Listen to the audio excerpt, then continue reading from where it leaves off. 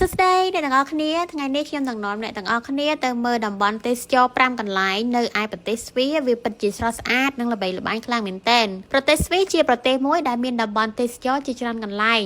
ដែលអាចទាក់ទាញចិត្តអ្នកទេសចរឲ្យមកទស្សនានៅប្រទេសនេះបានមិនចាញ់ប្រទេសនៅទូទាំងពិភពលោកឡើយហើយទាំងនេះគឺជាតំបន់ទេសចរដែលមានភាពស្រស់ស្អាតបែបធម្មជាតិនិងទាក់ទាញប្រចាំប្រទេសស្វីសផងដែរទី1គឺទីក្រុងក្រូយរ៉េជាទីក្រុងមួយដែលមានភាពល្បីល្បាញសម្រាប់ឈីដែលមានឈ្មោះដូចគ្នាជាពិសេសការទៅទស្សនាទីក្រុងប្រវត្តិសាស្ត្រនិងប្រាសាទដែលស្ថិតនៅលើកំពូលភ្នំដែលមានអាយុកាលរាប់សតវត្សមកហើយអ្នកទេសចរអាចញ៉ាំម្ហូបឆ្ងាញ់ៗដើរកម្សាន្តនិងភ្លក់រសជាតិឈីរបស់អ្នកស្រុកនៅទីនោះបានទៀតផង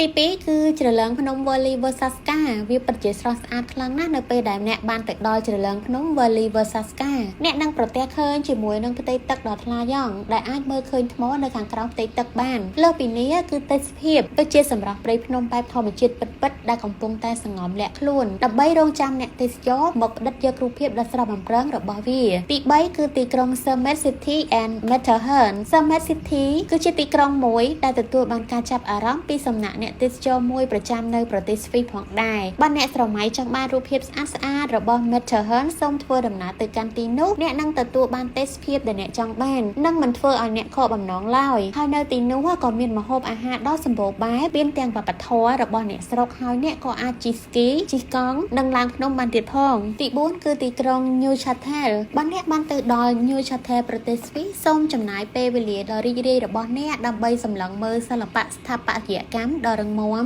វានឹងផ្ដល់អារម្មណ៍ស្រស់ថ្លានិងភាពអស្ចារ្យជាច្រើនដែលគ្រប់គ្នាបានមើលឃើញនិងបានធ្វើដំណើរឆ្លងកាត់វាទី5 Phunget Netherlands វាគឺជាតំបន់ទេសចរមួយដែលសង្ងំលាក់ខ្លួននៅក្នុងជ្រលងភ្នំនៅ Canton Uri អ្នកនឹងបានឃើញផ្ទះអ្នកស្រុកអ្នកភូមិដែលស្ថិតនៅតាមបណ្ដោយផ្លូវនៃជម្រាលភ្នំហើយអ្នកនឹងទទួលបានផ្ទាំងទស្សនីយភាពរបស់ធម្មជាតិព្រៃភ្នំដែលកំពុងឈរបង្អួតសម្រស់នៅតាមដងផ្លូវយ៉ាងស្រស់បំព្រងសូមអរគុណអ្នកទាំងអស់គ្នាដែលបានតាមដានទស្សនាវីដេអូរបស់ខ្ញុំសូមកុំភ្លេចជួយចុច like share ដើម្បីទទួលបានវីដេអូថ្មីៗបន្តទៀតបាយបាយ